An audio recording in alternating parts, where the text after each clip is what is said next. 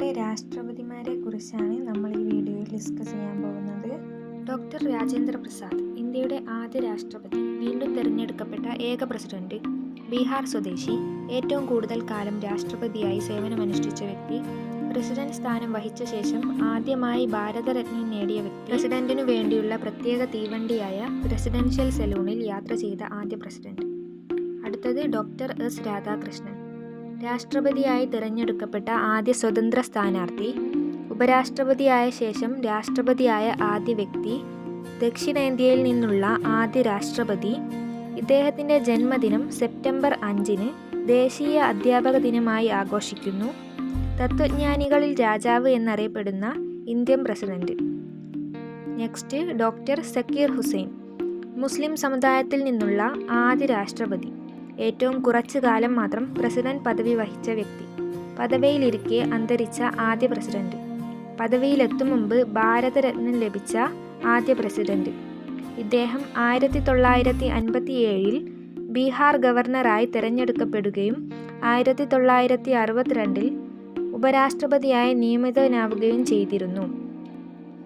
1954-ൽ പത്മവിഭൂഷണും 1963-ൽ ഭാരതരത്നവും നൽകി രാഷ്ട്രം അദ്ദേഹത്തെ ആദരിച്ചു. Next we Giri, Kerala governor പദവി വഹിച്ച ശേഷം രാഷ്ട്രപതിയായ വ്യക്തി, ഏറ്റവും കുറഞ്ഞ ഭൂരിപക്ഷത്തിൽ രാഷ്ട്രപതിയായ വ്യക്തി, ഇന്ത്യയിലെ ആദ്യത്തെ ആക്ടിംഗ് പ്രസിഡന്റ്. ഇന്ത്യ സ്വാതന്ത്ര്യത്തിൻ്റെ രജത ജൂബിലി ആഘോഷിച്ച വേളയിലെ രാഷ്ട്രപതി ഇദ്ദേഹമായിരുന്നു. ഇന്ത്യയിലെ പ്രസിഡന്റ് തെരഞ്ഞെടുപ്പിൻ്റെ ചരിത്രത്തിൽ ഇദ്ദേഹത്തിൻ്റെ കാര്യത്തിൽ മാത്രമാണ് സെക്കൻഡ് പ്രിഫറൻഷ്യൽ വോട്ടുകൾ കൂടി എണ്ണേണ്ടി വന്നത്. 1975-ൽ ഇദ്ദേഹത്തിന് ഭാരതരത്ന ബഹുമതി ലഭിച്ചു. നെക്സ്റ്റ് മുഹമ്മദ് ഹിദായത്തുള്ള, സ്വതന്ത്ര ഇന്ത്യയുടെ ആക്ടിംഗ് പ്രസിഡന്റായി 2 തവണ സേവനമനുഷ്ഠിച്ച വ്യക്തിയാണ് ഇദ്ദേഹം. ഇന്ത്യയുടെ ചീഫ് ജസ്റ്റിസായും ഇദ്ദേഹം സേവനമനുഷ്ഠിച്ചിട്ടുണ്ട്. മുസ്ലിം സമുദായത്തിൽ നിന്നുള്ള ഇന്ത്യയുടെ ആദ്യത്തെ ചീഫ് ജസ്റ്റിസായിരുന്നു ഇദ്ദേഹം. ഇന്ത്യയുടെ ഉപരാഷ്ട്രപതിയായും സേവനമനുഷ്ഠിച്ചിട്ടുണ്ട്. നെക്സ്റ്റ് ഫക്രുദ്ദീൻ അലി അഹമ്മദ്, ഇന്ത്യയുടെ 2ാമത്തെ മുസ്ലിം പ്രസിഡന്റ്, അധികാരത്തിലിരിക്കെ അന്തരിച്ച 2ാമത്തെ പ്രസിഡന്റ്. ഇന്ത്യയിൽ ആദ്യമായി ആഭ്യന്തര അടിയന്തരാവസ്ഥ 1975 ജൂൺ 25-ൽ പ്രഖ്യാപിച്ച രാഷ്ട്രപതി. ഇന്ത്യയിൽ ഏറ്റവും കൂടുതൽ ഓർഡിനൻസുകൾ പുറപ്പെടുവിച്ച രാഷ്ട്രപതിയാണ് ഇദ്ദേഹം. ഇന്ത്യ റിപ്പബ്ലിക് രജത ജൂബിലി ആഘോഷിച്ചപ്പോൾ പ്രസിഡന്റായിരുന്നു ഫക്രുദ്ദീൻ അലി മുഹമ്മദ്. അടുത്തത് BD ജെട്ടി, സ്വതന്ത്ര ഇന്ത്യയുടെ ആക്ടിംഗ് പ്രസിഡന്റായിരുന്നു ബാസപ്പ ദാനപ്പ ജെട്ടി. ഫക്രുദ്ദീൻ അലി മുഹമ്മദ് ഇന്ത്യൻ പ്രസിഡന്റായിരുന്നപ്പോൾ ഇന്ത്യയുടെ വൈസ് പ്രസിഡന്റായിരുന്ന വ്യക്തി. അദ്ദേഹത്തിൻ്റെ മരണശേഷം ഇന്ത്യയുടെ ആക്ടിംഗ് പ്രസിഡന്റായി ചുമതല വഹിച്ചു. 1974 മുതൽ 1979 വരെ ഇന്ത്യയുടെ ഉപരാഷ്ട്രപതിയായിരുന്നു BD ജെട്ടി. ഇതിനു മുമ്പ് മൈസൂരിൻ്റെ മുഖ്യമന്ത്രി പദവിയും അദ്ദേഹം വഹിച്ചിട്ടുണ്ട്.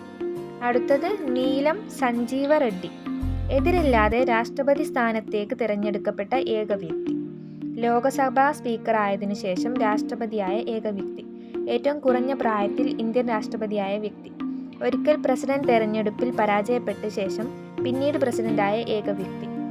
അദ്ദേഹത്തിൻ്റെ പ്രധാന കൃതിയാണ് without fear or favour. Next Giani Zail Singh, president പദവിയിലെത്തിയ ആദ്യ സിഖ് മതവിശ്വാസി. രാജീവ് ഗാന്ധി മന്ത്രിസഭ പാസാക്കിയ തപാൽ ബിൽ ഒപ്പിടാതെ തിരിച്ചയച്ച ചരിത്രമുണ്ട് ഇദ്ദേഹത്തിന്. ഇന്ത്യൻ പ്രസിഡന്റ് പദവിയും ചേരി ചേര പ്രസ്ഥാനത്തിൻ്റെ സെക്രട്ടറി ജനറൽ പദവിയും ഒരുമിച്ച് വഹിച്ച വ്യക്തിയാണ് ഇദ്ദേഹം. കോൺഗ്രസ് പഞ്ചാബ് സംസ്ഥാന സാരഥി, സ്വാതന്ത്ര്യ സമര സേനാനി, പഞ്ചാബ് മുഖ്യമന്ത്രി, കേന്ദ്ര ആഭ്യന്തര വകുപ്പ് മന്ത്രി എന്നീ നിലകളിലും സേവനമനുഷ്ഠിച്ചിട്ടുണ്ട്. അടുത്തത് R വെങ്കട്ടരാമൻ, സ്വാതന്ത്ര്യ ഇന്ത്യയുടെ 8ാമത് രാഷ്ട്രപതിയായിരുന്നു രാമസ്വാമി വെങ്കട്ടരാമൻ. ഇന്ത്യൻ പ്രസിഡന്റ് പദവി വഹിച്ചിരുന്നവരിൽ ഏറ്റവും കൂടുതൽ കാലം ജീവിച്ചിരുന്ന വ്യക്തി. 4 പ്രധാനമന്ത്രിമാർക്കൊപ്പം, അതായത് രാജീവ് ഗാന്ധി, VP സിംഗ്, ചന്ദ്രശേഖർ, PV നരസിംഹറാവു എന്നിവർക്കൊപ്പം പ്രവർത്തിച്ച ആദ്യ പ്രസിഡന്റ്. അദ്ദേഹം രചിച്ച കൃതിയാണ് my presidential years. Next doctor Shankar Dayal Sharma, മുഖ്യമന്ത്രി, AICC പ്രസിഡന്റ്, വാർത്താവിനിമയ മന്ത്രി, ഗവർണർ, ഉപരാഷ്ട്രപതി എന്നീ സ്ഥാനങ്ങൾ വഹിച്ചതിനുശേഷം രാഷ്ട്രപതിയായ വ്യക്തി. Congress approach to Indian national affairs, Indo Soviet relations, rule of law and role of police എന്നിവ അദ്ദേഹത്തിൻ്റെ പ്രധാന കൃതികളാണ്. അദ്ദേഹത്തിൻ്റെ അന്ത്യവിശ്രമ സ്ഥലമാണ് കർമ്മഭൂമി. Next KR Narayanan. മലയാളിയായ ആദ്യ രാഷ്ട്രപതിയാണ് ഇദ്ദേഹം. ഏറ്റവും കൂടുതൽ വോട്ട് നേടിയ രാഷ്ട്രപതി. ദളിത് വിഭാഗത്തിൽ നിന്നുള്ള ആദ്യത്തെ രാഷ്ട്രപതി. ലോക്സഭാ തിരഞ്ഞെടുപ്പിൽ വോട്ട് ചെയ്ത ആദ്യ ഇന്ത്യൻ പ്രസിഡന്റ്. രാജ്യം സ്വാതന്ത്ര്യത്തിൻ്റെ സുവർണ ജൂബിലി ആഘോഷിച്ചപ്പോഴും ഇന്ത്യൻ റിപ്പബ്ലിക്കിൻ്റെ 50-ാം വാർഷികം ആഘോഷിച്ചപ്പോഴും പ്രഥമ പൗരനായിരുന്ന വ്യക്തി. നെഹ്റു ആൻഡ് ഹിസ് വിഷൻ, നെഹ്റുവിൻ്റെ വികസനങ്ങൾ എന്നിവ അദ്ദേഹത്തിൻ്റെ പ്രധാന രചനകളാണ്. അന്ത്യവിശ്രമ സ്ഥലം ഉദയ്ഭൂമി. അടുത്തത് ഡോക്ടർ APJ അബ്ദുൽ കലാം. ശാസ്ത്രജ്ഞനായ ആദ്യ ഇന്ത്യൻ രാഷ്ട്രപതി. ഇന്ത്യയുടെ മിസൈൽ പദ്ധതിയുടെ പിതാവ്. യുദ്ധവിമാനത്തിൽ സഞ്ചരിച്ച ആദ്യ ഇന്ത്യൻ പ്രസിഡന്റ്. സിയാച്ചൻ ഗ്ലേസിയർ സന്ദർശിച്ച ആദ്യ ഇന്ത്യൻ പ്രസിഡന്റ്. ഇന്ത്യയുടെ പരിസ്ഥിതി അംബാസഡർ എന്നറിയപ്പെട്ട പ്രസിഡന്റ്. 1997 ഇന്ത്യൻ പ്രതിരോധത്തിനും ശാസ്ത്ര മേഖലയ്ക്കും നൽകിയ സംഭാവനകൾ പരിഗണിച്ച് അദ്ദേഹത്തിന് ഭാരതരത്ന ബഹുമതി ലഭിച്ചു.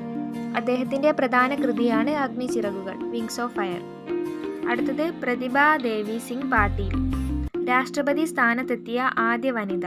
യുണൈറ്റഡ് പ്രോഗ്രസീവ് അലയൻസിൻ്റെയും ഇടതുപക്ഷത്തിൻ്റെയും സംയുക്ത സ്ഥാനാർത്ഥിയായി മത്സരിച്ച അവർ BJP സ്ഥാനാർത്ഥിയും മുൻ ഉപരാഷ്ട്രപതിയുമായ ബൈരോങ് സിംഗ് ശൈഖാവത്തിനെ പരാജയപ്പെടുത്തിയാണ് ഇന്ത്യൻ പ്രസിഡന്റായത്.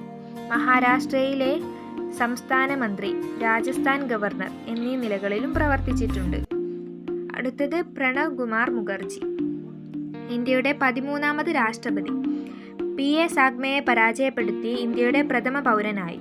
പശ്ചിമ ബംഗാളിൽ നിന്ന് രാഷ്ട്രപതിയായ ആദ്യത്തെ വ്യക്തി. വിവിധ കേന്ദ്ര മന്ത്രിസഭകളിൽ ധനകാര്യം, പ്രതിരോധം, വിദേശകാര്യം തുടങ്ങി പ്രധാന വകുപ്പുകൾ കൈകാര്യം ചെയ്തു. 2008 പത്മവിഭൂഷൺ ബഹുമതി ലഭിച്ചു. അടുത്തത് രാംനാഥ് കോവിന്ദ്. ഇന്ത്യയുടെ 14ാമത്തെ രാഷ്ട്രപതിയാണ് രാംനാഥ് കോവിന്ദ്.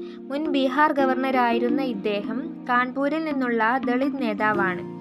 KR നാരായണു ശേഷം ദളിത് വിഭാഗത്തിൽ നിന്നും രാഷ്ട്രപതിയാകുന്ന വ്യക്തിയാണ് അദ്ദേഹം. 2015 KN ത്രിപാഠിയുടെ പിൻഗാമിയായി ബീഹാർ ഗവർണറായി സ്ഥാനമേറ്റെടുത്ത കോവിന്ദിനെ 2017 ജൂണിൽ ഇന്ത്യയുടെ രാഷ്ട്രപതി സ്ഥാനാർത്ഥിയായി തെരഞ്ഞെടുത്തു. എതിർ സ്ഥാനാർത്ഥിയായിരുന്ന മുൻ ലോക്സഭാ സ്പീക്കർ മീര കുമാറിനെ പരാജയപ്പെടുത്തി 2017 ജൂലൈ 25 അദ്ദേഹം രാഷ്ട്രപതിയായി സത്യപ്രതിജ്ഞ ചെയ്തു. അടുത്തത് ദ്രൗപദി മുർമു. 2022 മുതലാണ് ഇദ്ദേഹം സ്ഥാനമേറ്റത്. ഇദ്ദേഹത്തെക്കുറിച്ച് കൂടുതൽ അറിയാൻ നിങ്ങൾ കമൻറ്റ് ചെയ്യുക. ഇന്ത്യയുടെ രാഷ്ട്ര നേതൃത്വത്തെക്കുറിച്ച് കൂടുതൽ അറിയാൻ ഈ ചാനൽ സബ്സ്ക്രൈബ് ചെയ്യുക.